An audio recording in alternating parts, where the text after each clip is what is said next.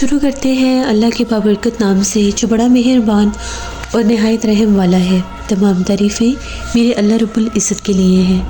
Horror stories Urdu के मुअज़्ज़िज़ नाज़रीन को मेरी तरफ से अस्सलाम वालेकुम। उम्मीद करती हूँ आप सब लोग खैरियत से होंगे, जहाँ होंगे खुश होंगे।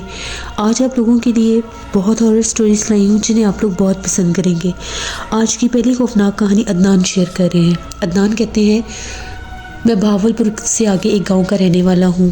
आज आपके साथ हम लोगों की ज़िंदगी में पेश आने वाली बहुत ही ज़्यादा ड्रामनी कहानी शेयर करना चाहता हूं। आज से तकरीबन 11 साल पहले की बात है।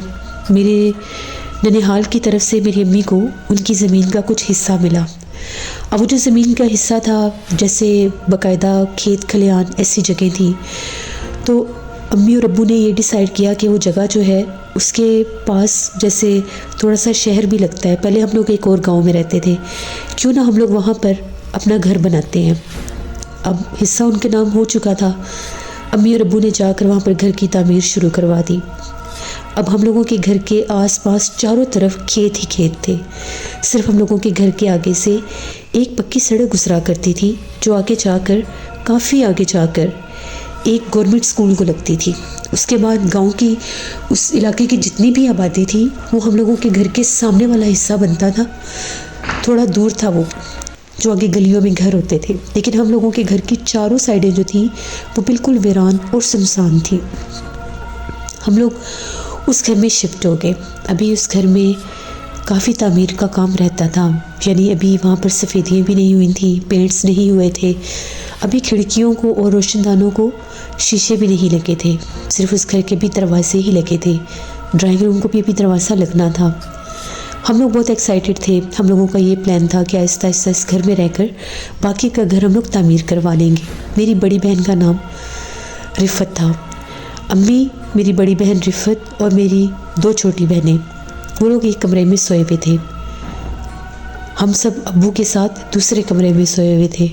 उस घर में हम लोगों ने 4-5 बड़े बड़े कमरे बनाए, ड्राइंग रूम बनाया। बिल्कुल जिस कमरे में वो लोग सोए हुए थे वहाँ पर एक काफ़ी बड़ा बरामदा था, उसके सामने एक सहन भी था, और उस सहन में से सीढ़ियाँ दूसरी छत की तरफ जा रही थीं। सख्त सर्दी की रातें थीं। मेरी बहन की आँख खुली, रिफ़त की, तो वो वॉशरूम में जाने लगी।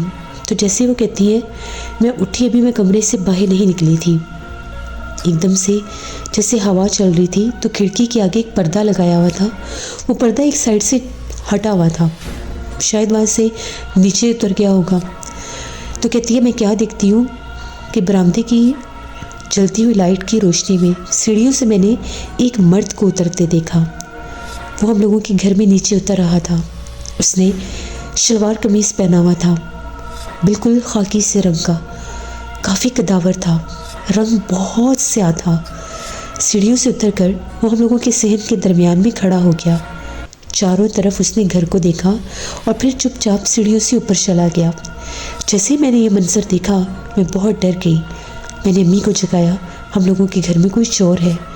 अम्मी ने आहिस्ता से, बिल्कुल साथ वाले कमरे में अब्बू थे, अब्बू को जगाया कि हम लोगों के घर में कोई चोर है। अभी हम लोगों ने देखा है कि एक आदमी सीढ़ियों से नीचे उतरा और वो छत की तरफ ऊपर गया है। आप जल्दी से देखें घर में कौन है। अब्बू के पास असला भी होता था क्योंकि खेत खलिहान थे आसपास। अब्बू ने जल्दी से मेरे भाइयों को जगाया। मेरे 3 भाई थे।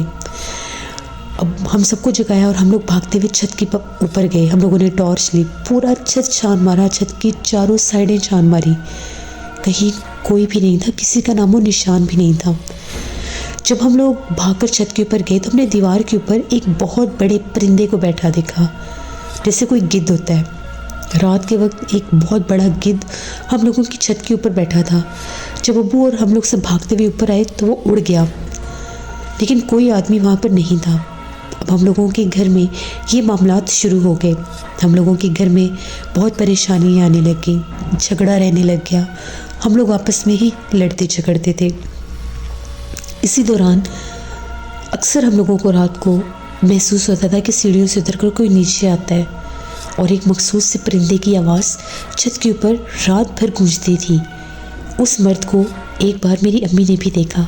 वो छत के ऊपर से नीचे उतर कर आ रहा था और हम लोगों के गेट के करीब जाता ही गायब हो गया। अम्मी समझ गई कि ये कोई और ही मखलूक है, क्योंकि ये कोई इंसान नहीं है जो गायब हो सकता है। तकरीबन 6 माह उस घर में हमें गुजरे। कभी ड्राइंग रूम से कोई आवाज़ आती थी और उस घर में जितनी भी सफाई हम लोग कर लेते थे वही कचरे का कचरा भरा रहता था। अभी सफाई करके हटते थे, थोड़ी देर के बाद फिर वैसे ही लगता था जैसे घर की सफाई ही नहीं हुई। मेरी बड़ी बहन की शादी हो गई। मेरी बड़ी बहन की शादी हमने बहुत धूमधाम से की। हमारे घर में पहली शादी थी। शादी के तकरीबन 3 माह के बाद ही मेरी बहन को डाइवोर्स हो गई और वो फिर से घर में वापस आ गई। अब ये छोटे छोटे मामलात हम लोगों के घर में बढ़ने ही लग गए। 1 साल गुजर गया इसी असना में।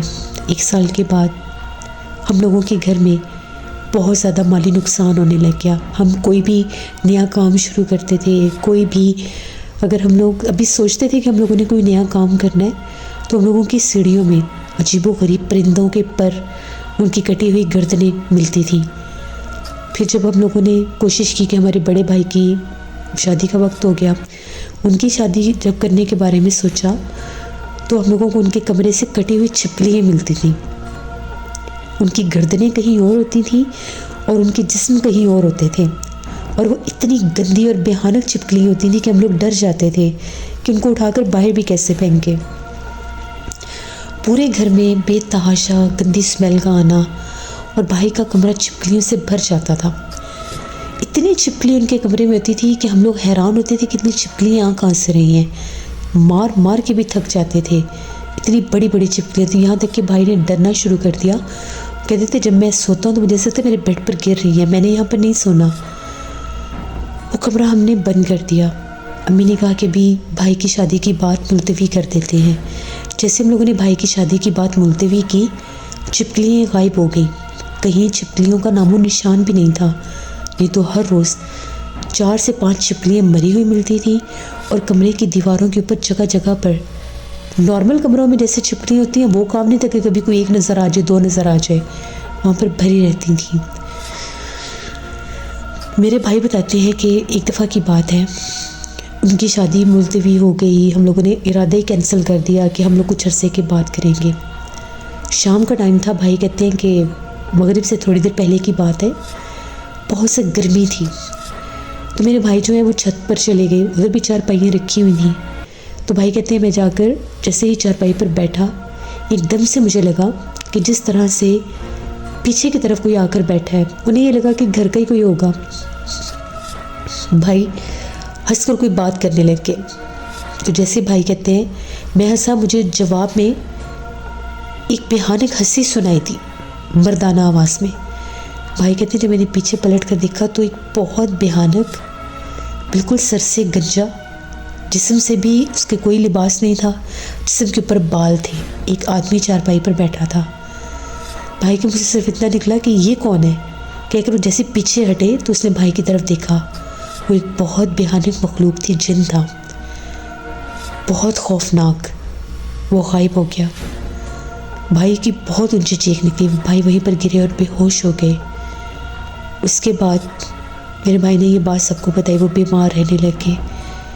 यहाँ तक कि जो मेरे भाई थे उन्हें कैंसर डायग्नोज हो गया। उन्हें कुछ भी नहीं था एकदम से, और 1 साल के अंदर अंदर मेरे भाई की डेथ हो गई। फिर हम लोगों को कन्फर्म हो गया कि इस घर में गैर मरी मखलूक़ात है, क्योंकि भाई जब बीमार हुए थे तो भाई को वही जिन नज़र आता था पूरे घर में। वो बार बार कहते थे कि मुझे वो बार बार मेरे कमरे में बैठा नज़र आता है। हमने बहुत इलाज भी करवाया लेकिन वो नहीं बच सके। बाद में हम लोगों को पता चला कि वो घर जिस जगह पर हमने बनाया था उस जगह के ऊपर किसी बहुत भारी जिन का बसेरा था। शायद वो कोई देव था या जिन, जो भी था, उस घर पर वो रहता था, उसी की वो जगह थी। उसने हमें बर्दाश्त ही नहीं किया वहाँ पर। उस घर में मेरी बहन को तो डाइवोर्स हो गई, इसके अलावा भी हम पर बहुत मुसीबतें आई थी, जैसे मेरे भाई का जवानी में ही फौत हो जाना। फिर इस घर से अक्सर खौफनाक आवाज़ें आती थी, कभी किसी जानवर के रोने की, कभी किसी जानवर के रोने की, और लोग ये बताते थे कि आपके घर के बाहर बैठकर रो रहे होते हैं। भगा भगा कर भी थक जाते थे, वो नहीं जाते थे। फिर आखिर हम लोगों ने तंग आकर वो घर छोड़ दिया, और जो दूसरे गांव में हमारा पुराना मकान था हम लोगों ने उसी को दोबारा से ठीक करवाया और उसमें शिफ्ट हो गए। उस घर में आकर हमारे साथ दोबारा ऐसा कुछ नहीं हुआ। ये मेरी एक कहानी थी जिससे मैं सबको ये मैसेज देना चाहूँगा कि जब भी आपको नया घर बनाते हैं तो थोड़ा सा अगर आप उस पर मेहनत कर लें और किसी साहिब इल्म को दिखा लें तो आप बहुत बड़े नुकसानों से बच सकते हैं। कभी भी अफरा तफरी में या तेज़ी में कोई फ़ैसला नहीं करना चाहिए। बाज़ औक़ात हमारे ख़ुद के किए हुए फ़ैसले भी हमें नुकसान दे जाते हैं। बहुत शुक्रिया अदनान आपका। लिसनर, ये थी आज की एक हॉरर स्टोरी।